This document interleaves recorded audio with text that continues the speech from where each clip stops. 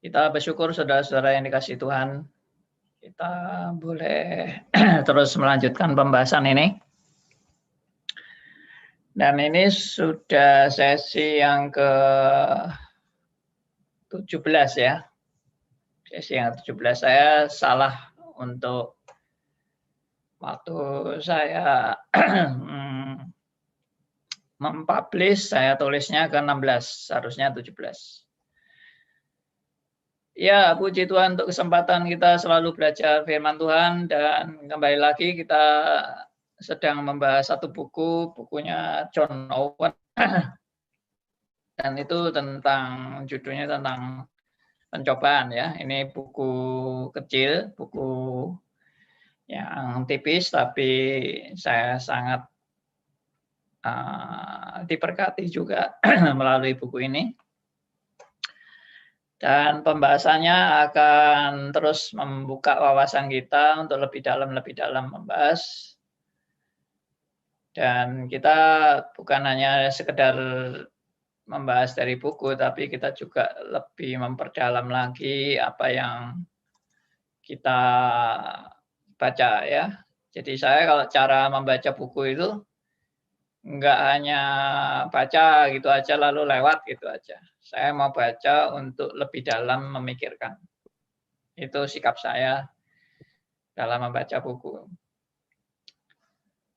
Lebih dalam memikirkan waktu membaca kalimat-kalimat yang kita baca, kita teliti lagi, kita perdalam lagi sehingga kita makin diperkaya.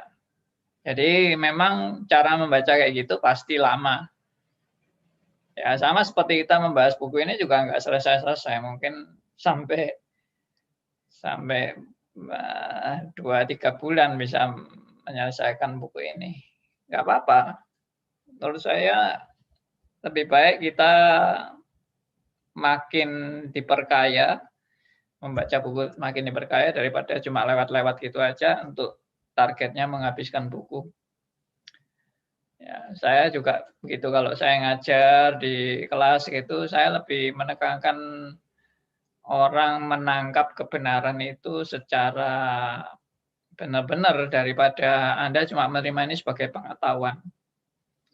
Hanya sebagai knowledge saja. Kalau knowledge ya baca buku sendiri aja.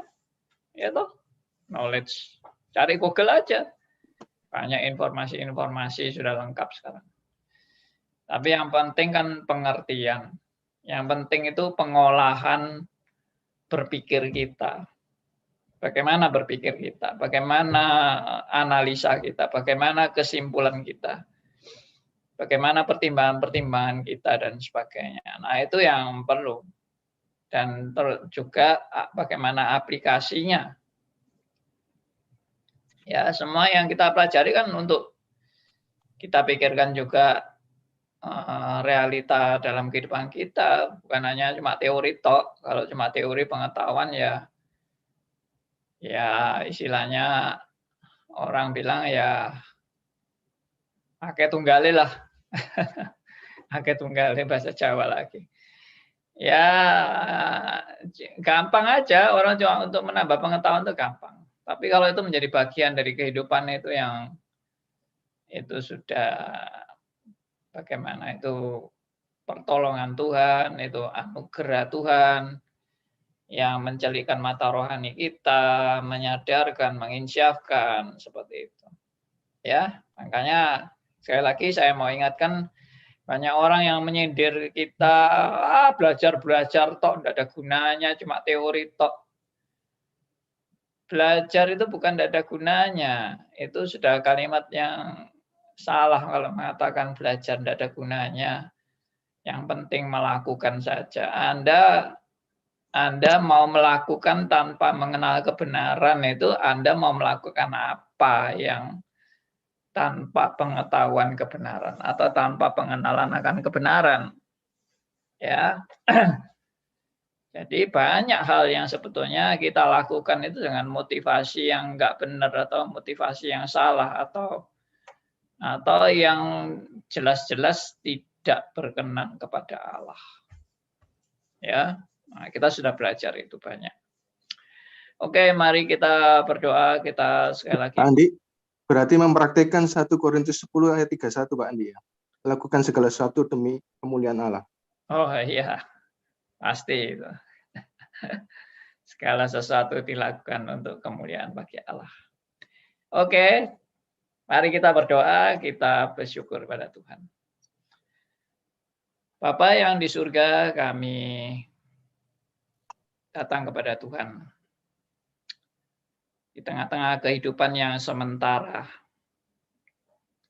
kehidupan yang penuh dengan pencobaan, tantangan, kesulitan, hambatan, masalah, problema, musibah, sakit penyakit, dan sebagainya.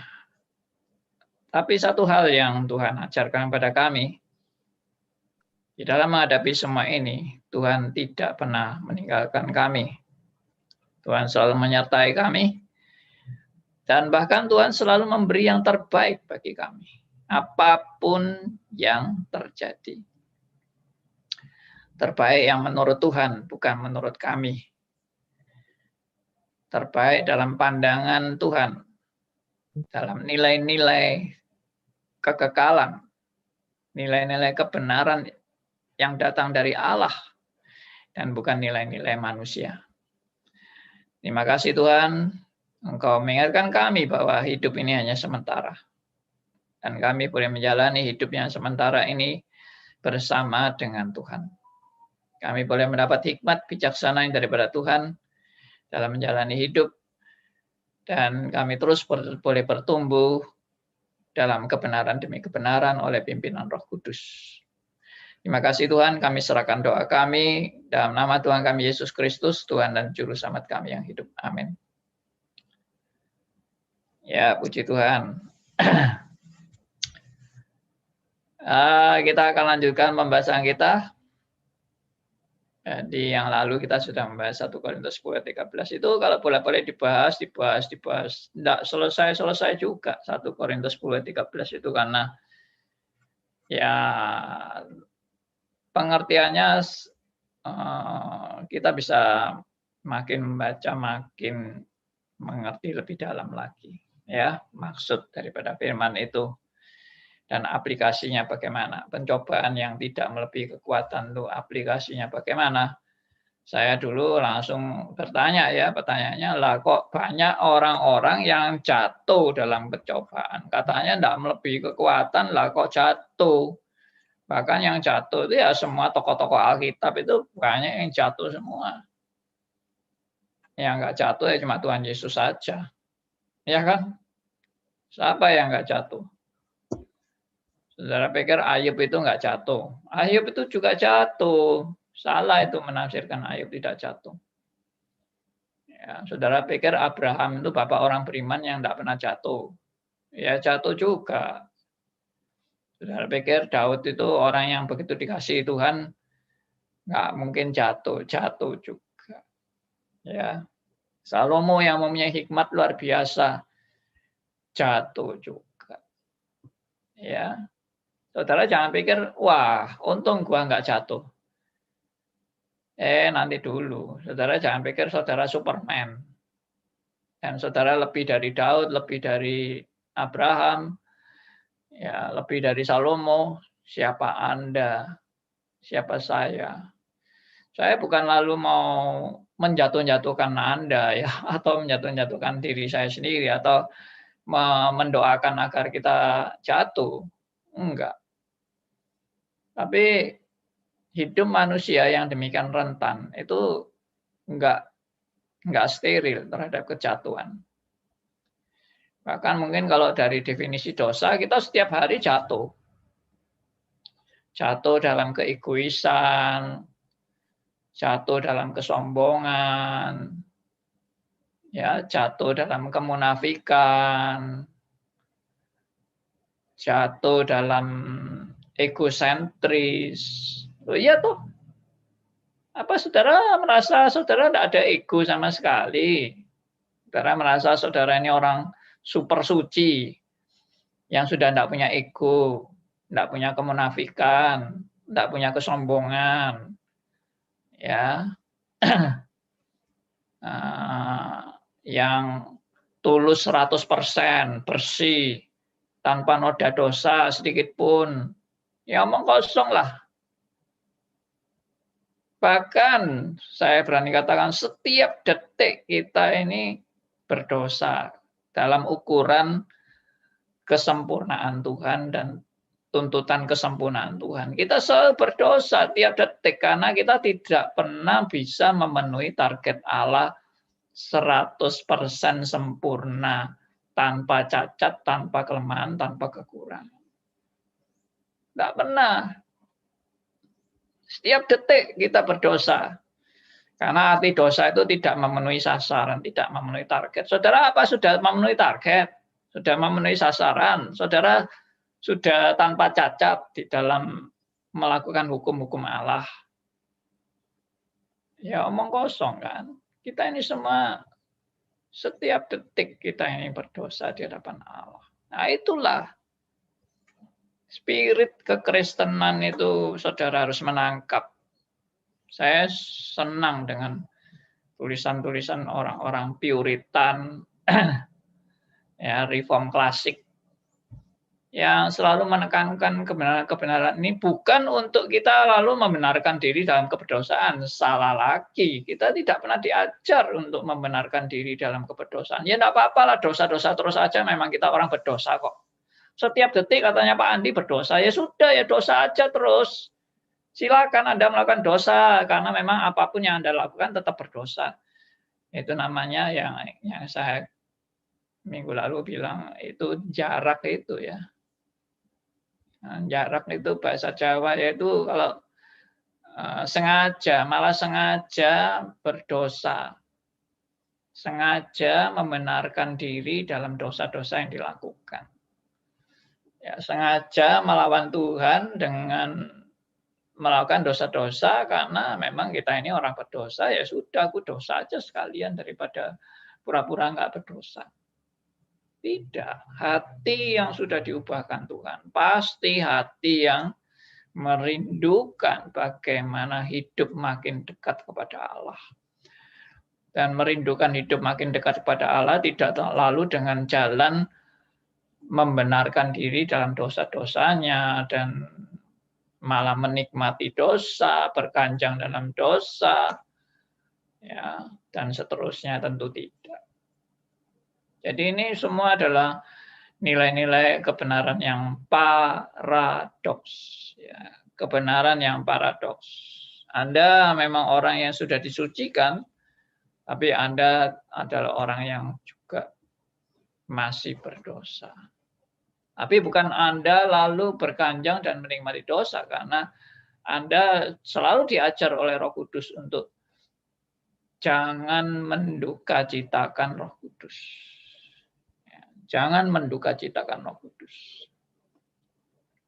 Anda dan saya juga selalu diingatkan bahwa kita jadi orang Kristen jangan merasa superior dan merasa hebat dengan prestasi-prestasi Anda, tapi hendaklah engkau selain bersukacita karena anugerah Allah yang luar biasa dalam kehidupan saudara dan saya, Tuhan juga mengajarkan saudara untuk selalu berduka cita.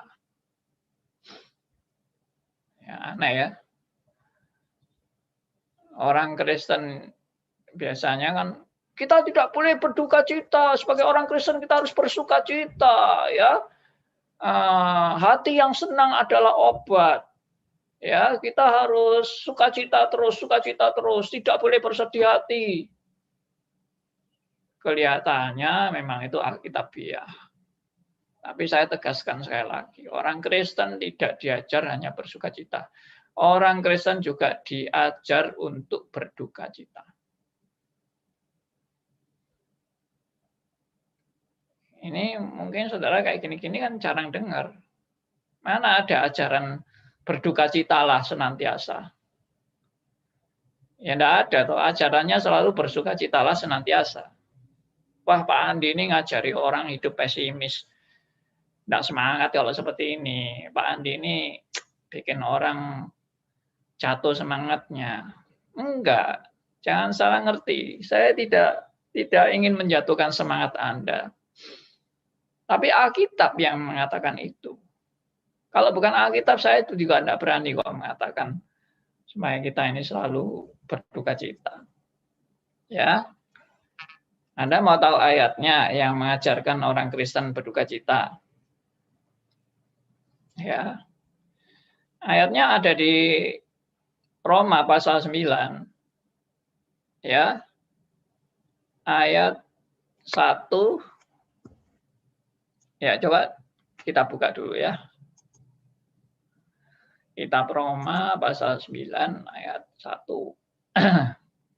Mungkin langsung bisa dibacakan oleh Meta. Demikian firman Tuhan, aku mengatakan kebenaran dalam Kristus, aku tidak berdusta. Suara hatiku turut bersaksi dalam Roh Kudus.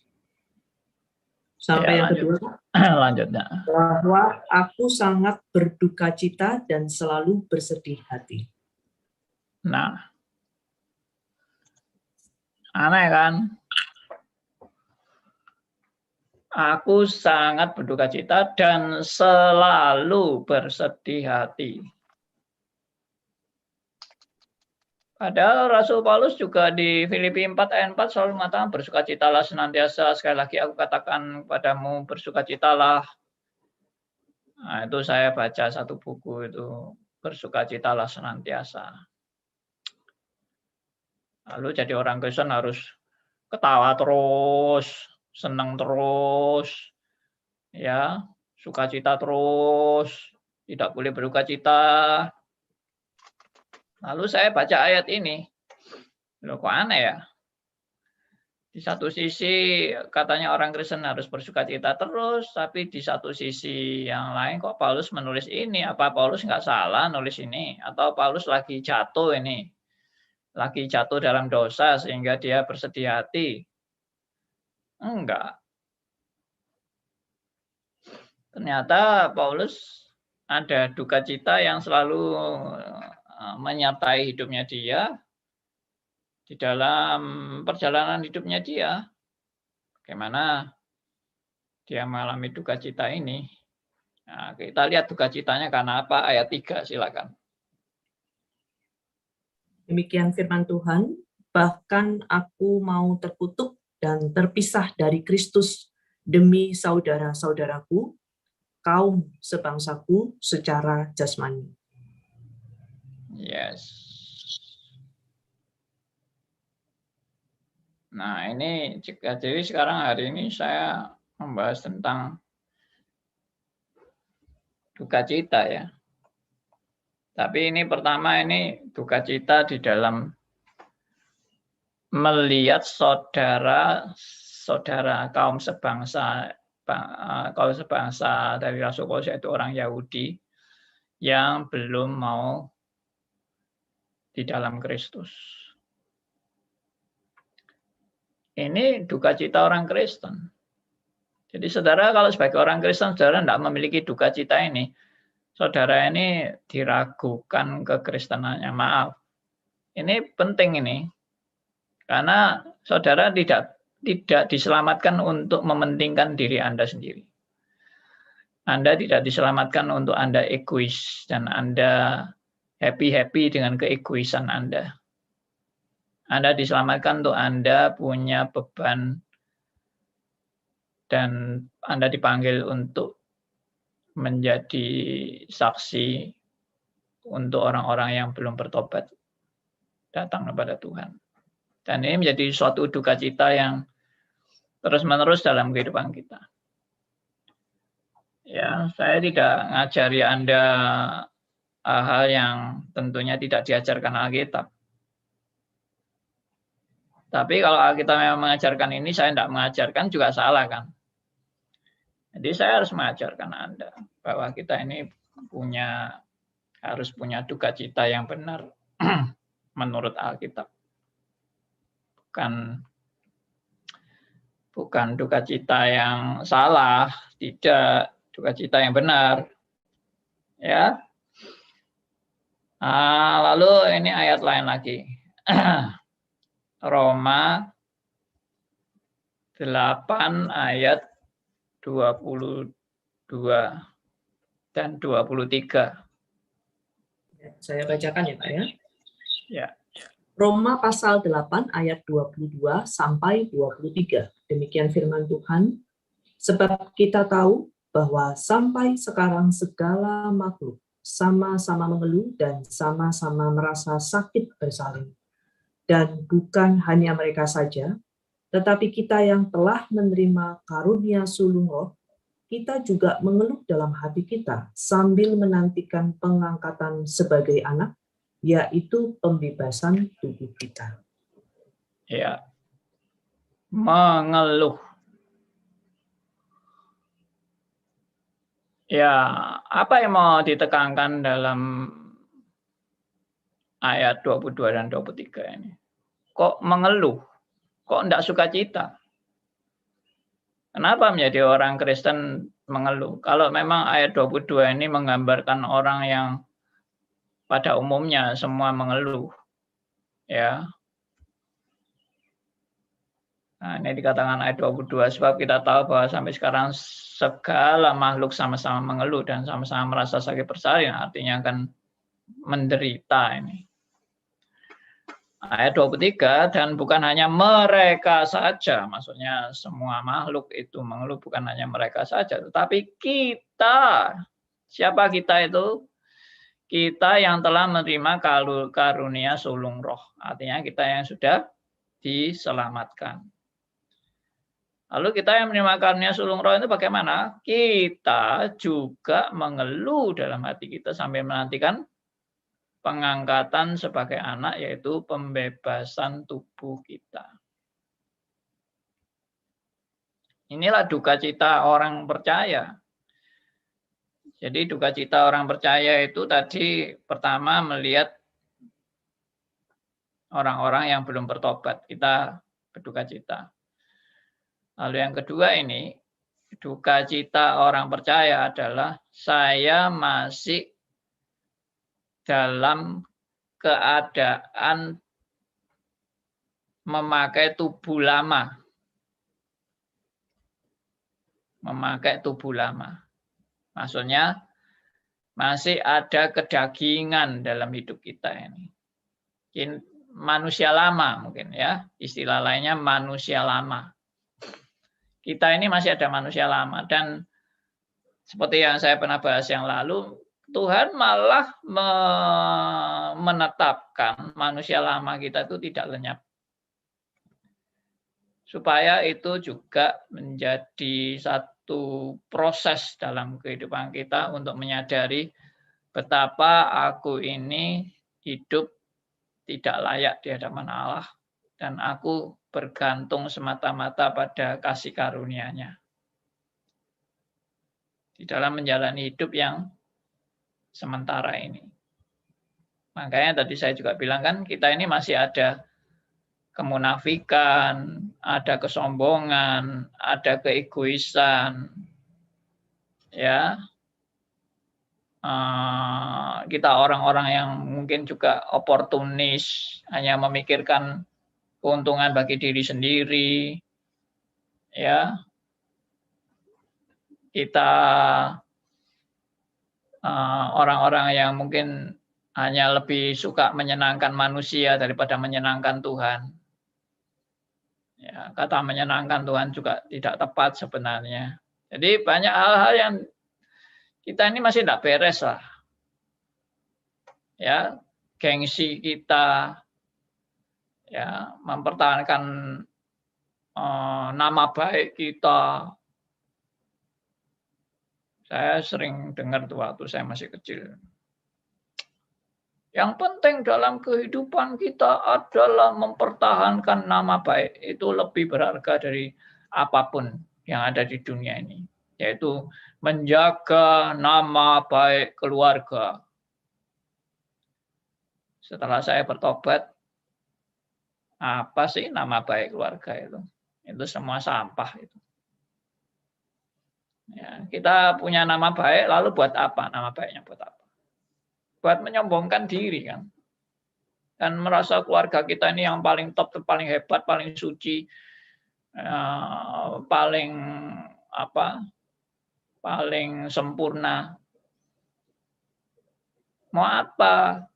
Kamu mau mempertahankan nama baik itu mau apa? Oh ya untuk kemuliaan Tuhan toh Pak. Nanti dulu ngomong tuh memang ngomongnya rohani banget untuk kemuliaan Tuhan. Tapi akarnya itu sebetulnya kesombongan diri, akarnya itu. Anda menjaga nama baik Anda tidak benar-benar untuk kemuliaan Allah, untuk kesombongan diri, untuk kebanggaan keluargamu, untuk kamu akhirnya seneng kan kalau dipuji-puji orang, aduh keluarga ini bagusnya, hebatnya. Nah, itu apa itu? Sampah semua. Paulus bilang yang dulu aku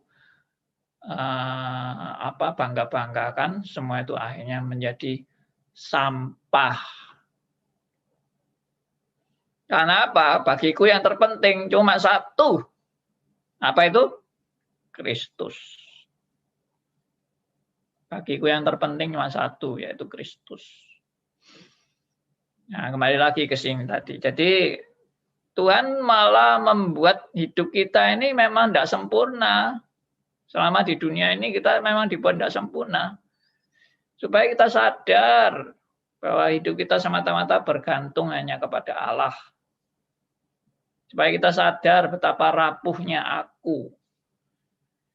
Ya, kalau Tuhan mengangkat anugerahnya dari aku langsung sudah kolaps, hancur lebur, berantakan.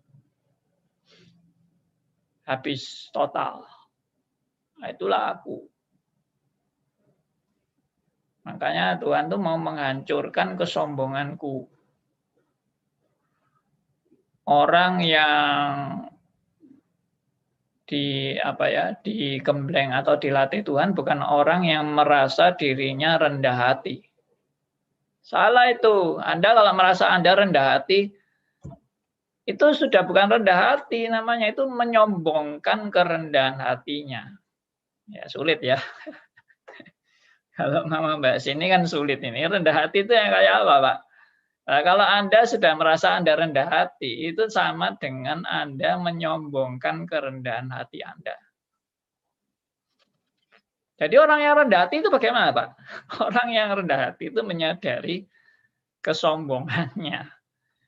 Di mana dia tidak ada rendah hati, dia ini orang sombong, di hadapan Allah dia begitu sombong, dan Tuhan mulai menghancurkan kesombongannya. Jadi yang membuat kita rendah hati itu bukan diri kita, yang membuat kita rendah hati itu Tuhan. Kalau Tuhan tidak memproses kita yang tidak bisa rendah hati. Kita ini naturnya adalah kesombongan. Natur kita, kesombongan. Tuhan hajar kita sampai kita mengeluh. Sampai kita merasa kita tidak berdaya. Nah, itulah titik proses Tuhan mau menghancurkan keakuan kita, kesombongan kita. Itu tadi misalnya contohnya nama baik. Anda merasa Anda sudah berhasil membina nama baik keluarga Anda. Bullshit semua itu. Justru Allah menginginkan Anda sadar kebobrokan Anda. Bukan membanggakan nama baik Anda. Tuhan tuh mau Anda dan saya sadar betapa bobroknya saya di hadapan Allah. Inilah reform klasik. Saya khawatir reform yang membanggakan kesalehan, prestasi, kehebatan, kesucian diri, dan sebagainya. Itu reform kebablasan atau reform kesasar. Atau reform yang justru tidak menyadari manusia betapa bobrok di hadapan Allah. Betapa brengseknya kita di hadapan Tuhan. Maaf, saya agak keras juga ya kalau bicara-bicara seperti ini. Karena saya melihat begitu banyak orang-orang reform yang yaitu tadi membangga-banggakan kehebatan, kesalehan, kesucian diri, ya, prestasi-prestasi. Saya tidak lalu menganggap prestasi itu tidak ada gunanya. Kita hargai prestasi. Tapi jangan Anda lupa, waktu Anda berkarya, semua itu karena anugerah. Anugerah Tuhan. Tanpa anugerah Tuhan, Anda itu sampah, udah. Benar-benar nggak ada gunanya. Ya, pengertian ini, kesadaran ini pun adalah anugerah Tuhan. Yang berikutnya, yang ketiga, mengenai duka cita orang Kristen dalam menghadapi problema-problema hidupnya. Ya, yang pertama tadi kan kerinduan jiwa-jiwa itu sebetulnya bukan problema hidup, tapi itu juga problema orang-orang yang belum percaya, ya, yang diperhadapkan Tuhan kepada kita. Sekarang yang kedua tadi problema segala kelemahan dan kekurangan kita dalam hidup ini. Nah, lalu yang ketiga, kalau kita lihat bagaimana duka cita orang Kristen. Kita baca di Ibrani.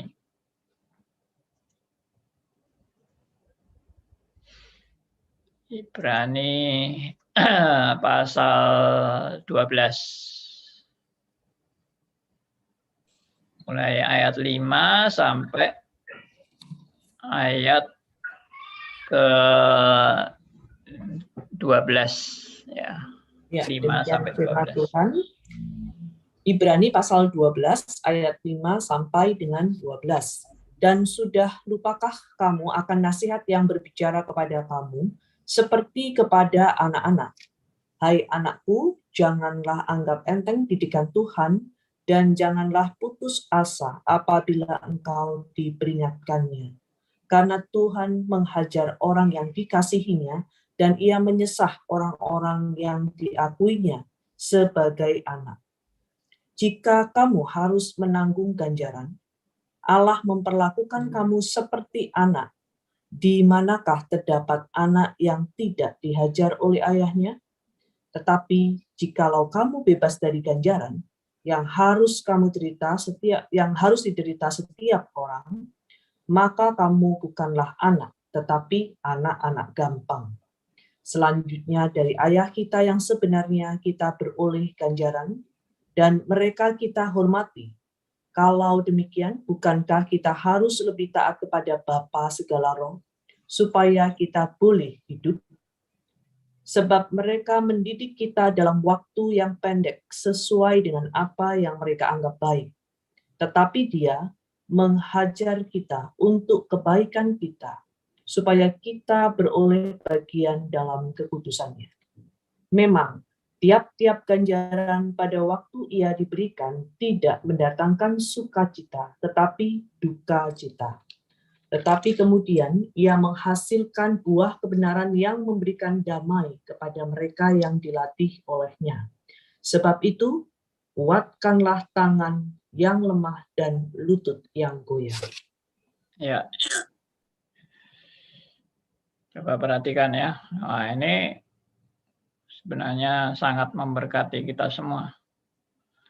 Dikatakan bahwa ayat 11 terutama, memang tiap-tiap ganjaran pada waktu ia diberikan tidak mendatangkan sukacita, tetapi duka cita.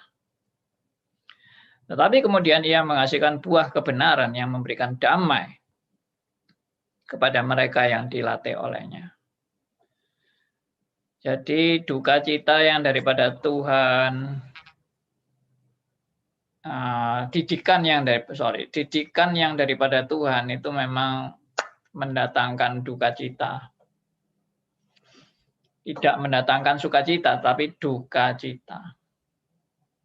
Tapi dikatakan kemudian menghasilkan buah kebenaran yang memberikan damai kepada mereka yang dilatih olehnya. Nah, sebab itu kuatkanlah tangan yang lemah dan lutut yang goyah, dan luruskanlah jalan bagi kakimu, sehingga yang pincang jangan terpelecok, tapi menjadi sembuh.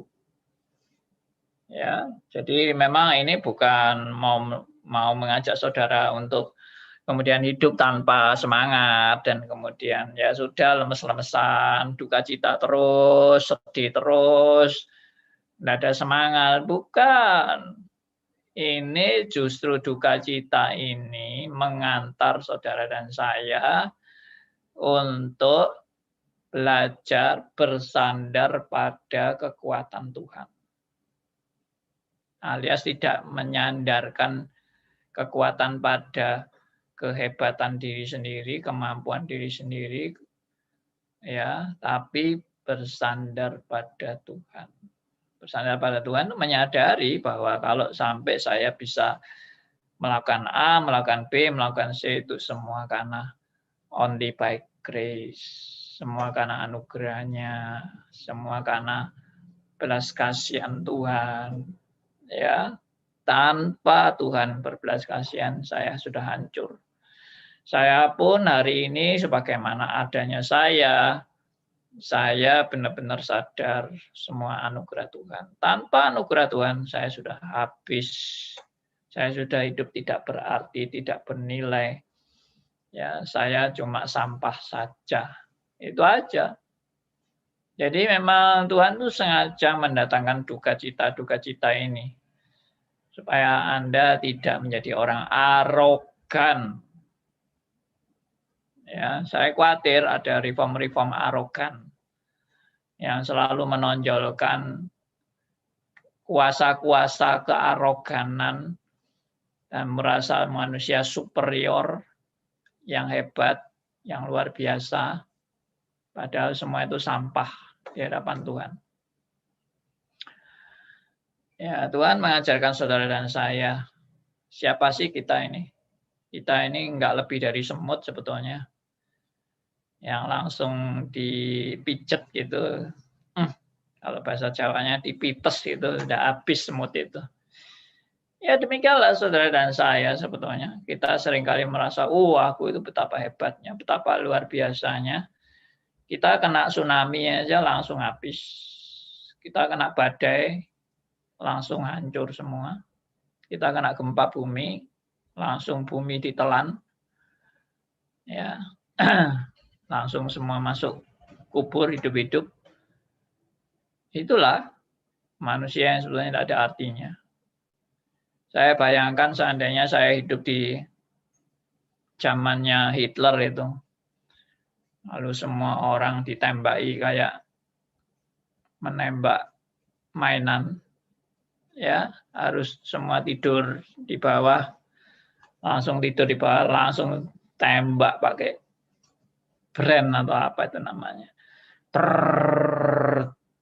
Habis semua. Kalau saya di antara situ, saya tidur di situ, apa arti hidup saya?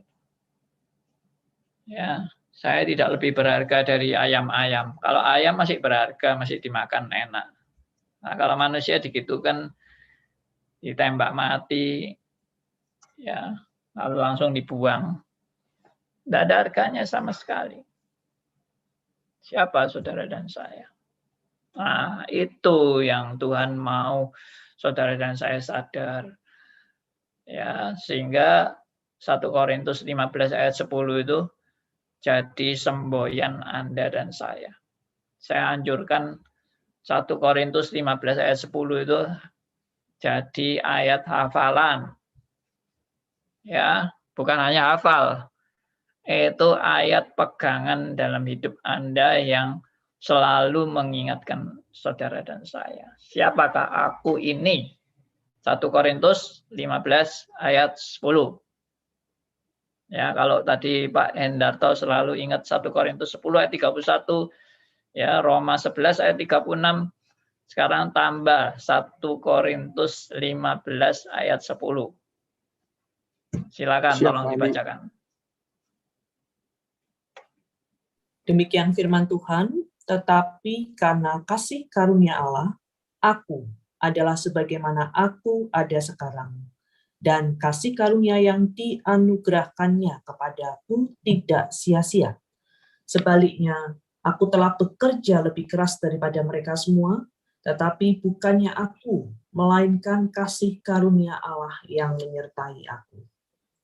Ya. Saya udah bolak-balik sharing ayat ini ya. Tapi ayat ini harus benar-benar hidup dalam kehidupan saudara dan saya. Ya, karena kasih karunia. Ya, karena kasih karunia aku adalah sebagaimana aku ada sekarang. Karena apa? Karena kasih karunia, bukan karena kamu orang hebat.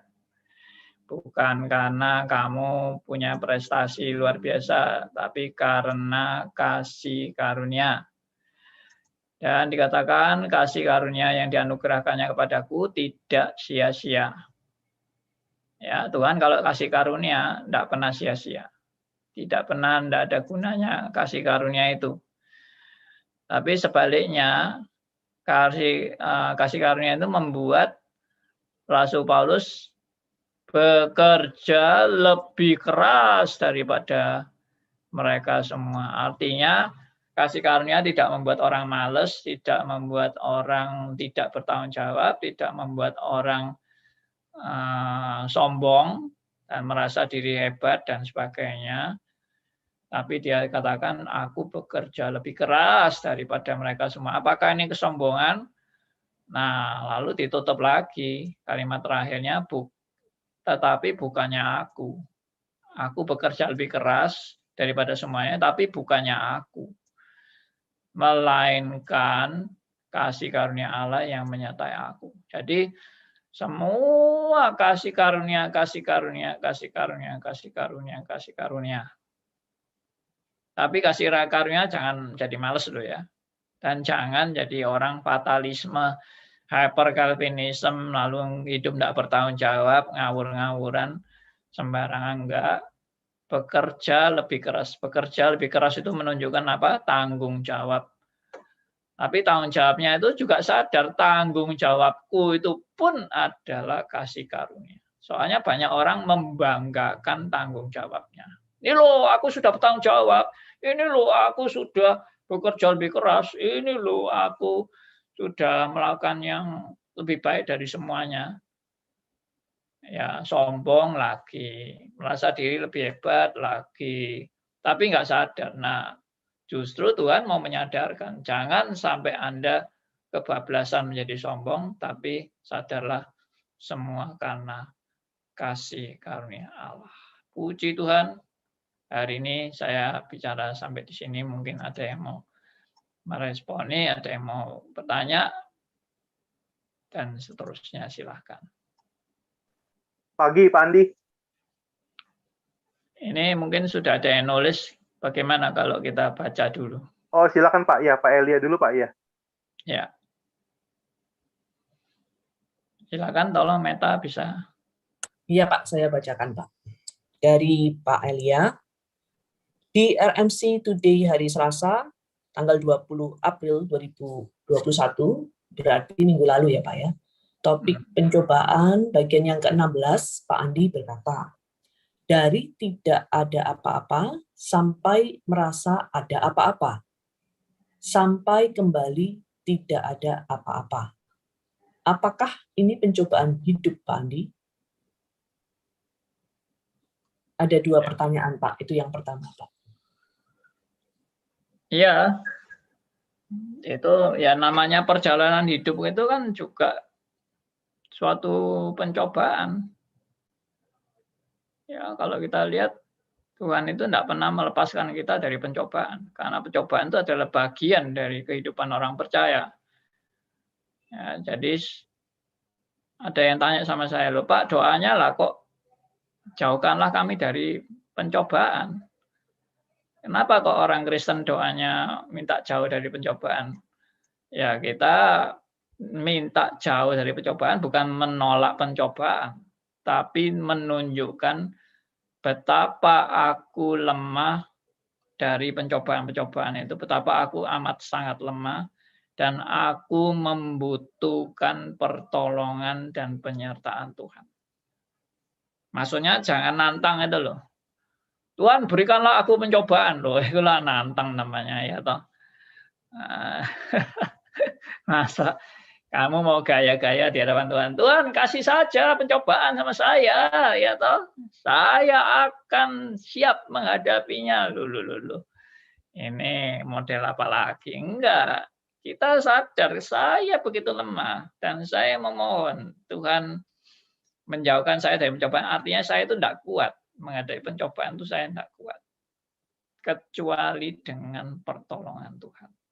Kecuali dengan anugerah daripada Tuhan. Itu maksudnya. Jadi spirit doa Bapa kami itu ya tidak bisa dilihat cuma dari kalimat permukaannya aja. Misalnya, berikanlah kami makanan kami yang secukupnya. Loh, kok merintah-merintah Tuhan ya memberikan makanan secukupnya? Apa Tuhan itu kacungnya kita atau bagaimana kok pernah memberikan makanan? Nah, bukan itu juga. Arti doa Bapa kami itu sangat dalam. Saya sudah pernah mengkhotbahkan itu. Ya, kapan-kapan aja nanti kita bahas lagi. Oke, itu hidup itu memang warna kehidupan Kristen itu adalah salah satu bagiannya adalah pencobaan. Silakan selanjutnya. Yang pertanyaan kedua ya Pak ya, saya bacakan dulu sebelum dari Pak Theodor. Sampai batas mana kita berduka cita atas sesama Kristen yang masih belum bertobat dalam kedagingan seperti duri manusia lama mereka? Jika mereka adalah keturunan ular beludak, bagaimana dari kalimat-kalimat dan tindakan mereka yang mencerminkan atas kesombongan mereka? Silakan Pak Andi. Iya.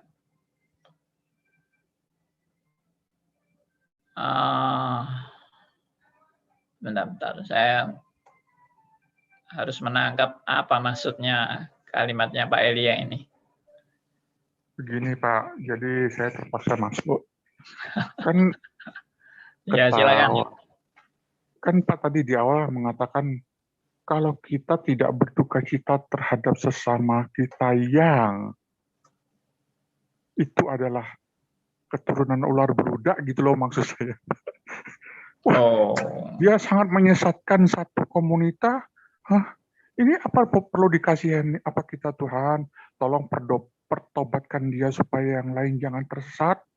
Kita tahu dia bukan orang yang duri dalam daging, tapi dia dari narasinya itu seorang bidat. Itu loh maksud saya. Thank you. Seorang kadrun gitu maksudnya. Saya nggak mau berpolitik dengan istilah hari ini ya. Ini saya cuma bergurau saja. Bergurau ketawa dong. Hahaha. Thank you, Pak. Oke.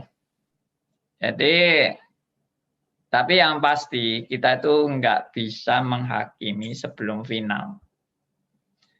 Mana orang pilihan, mana orang bukan pilihan, I don't know. Karena mungkin saya dulu waktu saya masih tidak ikut Tuhan, saya juga mungkin bisa dianggap orang bukan pilihan karena hidup saya yang kacau balau itu.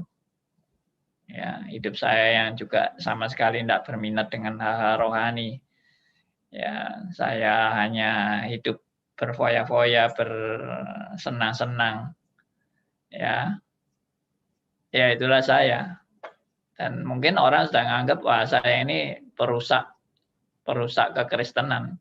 Karena saya selalu menghina, selalu meremehkan, melecehkan Kristen gitu. Ya, tapi sampai Tuhan menangkap saya kan. Jadi kita ini memang nggak bisa tahu gitu orang yang benar-benar pilihan atau enggak. Kalau sekarang sih kelihatannya ya enggak pilihan gitu, kelihatannya. Tapi apakah kita masih perlu merindukan mereka untuk bertobat? Ya seharusnya sih. Seharusnya kita perlu merindukan orang-orang itu bertobat. Cuma kan kita nggak tahu memang mereka orang pilihan atau tidak. Kalau memang itu beban yang Tuhan berikan kepada kita, ya kita doakan sungguh-sungguh kan. Kita doakan sungguh-sungguh, kita berharap mereka bisa kembali menemukan jalan yang benar. Ya, siapa tahu Tuhan mau pakai kita atau memakai orang lain, tidak harus kita juga. Oke. Jadi itu pencobaan bagi diri kita ya Pak, untuk berbebankah kita memenangkan dia dalam doa kita. Gitu maksudnya. Betul. Terima kasih Pak Guru. Puji Tuhan. Silakan Pak Theodor, kemudian saya lanjutkan dengan ada di chatting satu lagi, Pak. Ya, terima kasih Bu Meta. Pak Andi, selamat pagi Pak. Pagi Theodor. Pak Andi tadi mengajarkan kita untuk punya hati yang luas Pak, turut memikirkan jiwa-jiwa yang belum dengar firman Tuhan. Ya. Begini Pak, ada kerinduan untuk merintis bahkan menggarap persekutuan wilayah. Nah, apakah orang awam itu diperkenankan Pak memimpin persekutuan wilayah? Terus kalau orang awam itu masuk STT dulu atau gimana Pak? Setelah lulus dari STT baru dia merintis. Atau dia ikut dulu persekutuan wilayah yang sudah ada. Kalau ternyata Tuhan pimpin ke arah lain, ya silakan. Karena kalau dari jawaban Pak Andi, orang reform yang rendah hati itu berarti dia magang dulu gitu Pak. Dia tidak menonjolkan dirinya gitu Pak. Ya. Atau gimana Pak? Saya kurang tahu ini Pak ya. Ya. Ya, kalau itu sih melalui proses ya. Jadi manusia itu semua belajar, manusia itu dalam proses, lalu memang Alkitab menyarankan kita jangan cepat-cepat menjadi pemimpin, jangan cepat-cepat mau mengajar atau jadi guru, karena kalau kamu nggak belajar baik-baik, kamu tidak punya prinsip-prinsip dasar iman Kristen yang benar, kamu mengajar orang lain sama dengan nanti kamu menyesatkan orang. Nah, itu tanggung jawabnya besar itu. Ya. Ya, kita memang dalam iman Kristen selalu diajarkan kita mulai dari yang paling rendah. Dari berbuat yang kelihatannya paling tidak berarti, tidak bernilai, tapi itu tidak ada pekerjaan Tuhan yang tidak bernilai itu. Jadi tukang pel pun itu bernilai. Ya. Saya dulu pertama-tama pelayanan apa kerjaan saya? Kerjaan saya membersihkan ruangan, saya nyapu, saya ngepel. Ya, saya sediakan tiker, saya sediakan peralatan seperti gitar dan sebagainya di persekutuan mahasiswa itu. Itu bagian saya. Saya tidak pernah merasa itu rendah dan tidak pernah merasa bahwa itu pekerjaan hina. Saya merasa ini pekerjaan mulia bagi saya. Karena saya waktu menyediakan ruangan itu, saya pun berdoa kepada Tuhan. Tuhan, biarlah Engkau pakai ruangan ini, pakai fasilitas ini, pakai ruangan ini supaya nyaman, bisa teman-teman bersekutu di sini, memuji Tuhan, dan mereka juga boleh bertumbuh dalam kebenaran firman. Itu doa saya. Ya, Tuhan juga pakai tiker-tiker yang saya tata, supaya semua bisa duduk dengan baik. Ya itu permulaan saya mengerjakan pekerjaan-pekerjaan di persekutuan mahasiswa waktu saya baru bertobat. Tapi tidak pernah saya merasa itu hina, kotor, tidak berarti, tidak bernilai, dan tidak ada yang melihat pekerjaan saya. Tidak ada. Karena saya datang paling awal, saya bersihkan ruangan itu, tidak ada yang melihat sama sekali. Dan saya memang bekerja bukan untuk dilihat orang, kan. Bukan untuk dipuji-puji orang juga. Itu sudah saya lakukan kurang lebih 40 tahun yang lalu. Ya. Jadi, apakah bagi saya jadi orang Kristen itu harus yang jadi pemimpin langsung? Yang bicara saya ini malah nggak pinter bicara sama sekali. Ya, saya pertama kali tampil di depan umum itu waktu, bukan depan umum, depan persekutuan, teman-teman persekutuan. Itu waktu saya mengundang teman-teman untuk saya boleh bersaksi akan pertobatan saya. Saya pertama kali itu bicara di depan beberapa teman itu. Sampai gemeter semua, sampai ngomong tuh sampai gemeter-gemeter ya, suaranya ya gemeter, tangannya ya gemeter, wah sudah tidak karu-karuan semua itu. Ya itu, ngompol enggak, ya. Ngompol enggak Pak? Apa? Sampai terkencing-kencing enggak? Kamu itu aneh-aneh aja. Katanya bercanda, ya saya ada timing masuk, bercanda masuk saya Pak. Oke. Sorry. Jadi itu saya kira langsung aja ya ke pertanyaan ini ya, tertulis ini. Ya Pak, dari Ibu Tribi, apa Iya, dari Tripi ditulisnya begitu Pak ya. Maksud dari ayat ujilah Tuhan itu apa? Oh iya. Jadi ujilah Tuhan bukan kita ini mau menguji Tuhan atau ngetes Tuhan, bukan. Tuhan itu kan berjanji kepada umatnya. Bahwa Tuhan itu memelihara umatnya. Tuhan juga menjanjikan kepada umatnya kalau mereka setia, bagaimana Tuhan juga memberkati umatnya. Nah, itulah yang Tuhan bilang ujilah aku. Artinya Tuhan itu selalu konsisten dengan omongannya Tuhan. Bukan lalu manusia mau ngetes Tuhan atau menguji Tuhan. Siapa manusia berani mengetes Tuhan? Kurang ajar banget kan. Tapi maksudnya Tuhan sendiri yang mengatakan kepada manusia, ujilah aku, artinya Tuhan itu kalau sudah janji pasti ditepati. Tuhan kalau sudah mengatakan kebenaran dan memberi peringatan juga harus dihormati, jangan mempermainkan Tuhan.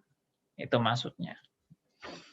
Ya, saya tidak setuju kalau ujilah Tuhan terus nuntut Tuhan untuk memenuhi segala keinginan kita, ya itu yang disalahgunakan itu.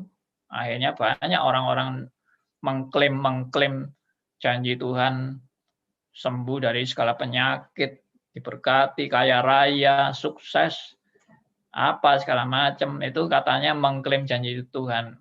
Itu kalau saya jadi Tuhan mungkin tak keplaki orang-orang itu.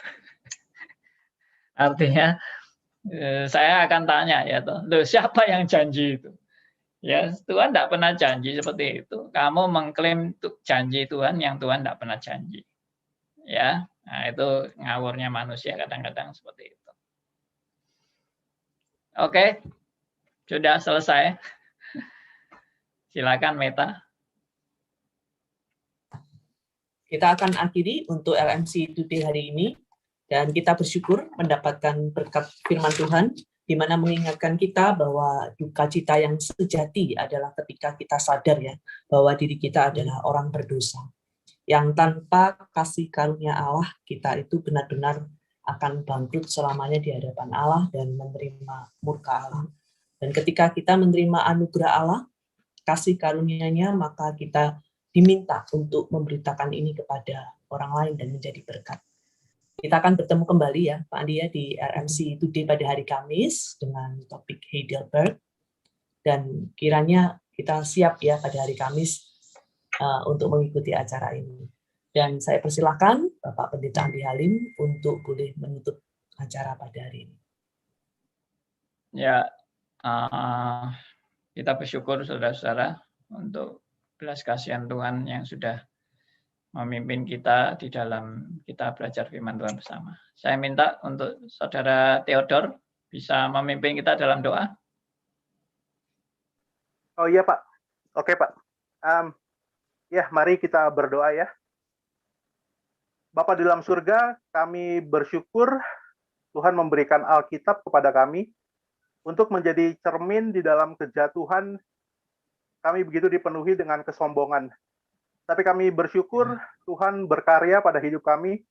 Engkau memurnikan, Engkau memproses, membawa kami kepada salib Kristus. Biarlah hidup kami tidak timpang, kami juga memikirkan duka cita daripada Tuhan. Tuhan tolong kami untuk kami semakin giat di dalam kelayakan yang Tuhan berikan kepada kami, untuk kami mempekerjakan pekerjaan Allah selama hari masih siang. Akan datang gelap di mana orang tidak dapat bekerja lagi. Dan pimpin terus langkah kami Tuhan ke depan. Kami juga melihat ada Bapak Pendeta Andi Halim sebagai teladan iman kami di sini. Tuhan sertai komunitas ini, Tuhan berkati. Sampai kami berjumpa dengan Kristus, muka dengan muka sampai selama-lamanya. Demi Kristus kami berdoa. Amin. Amin. Terima kasih.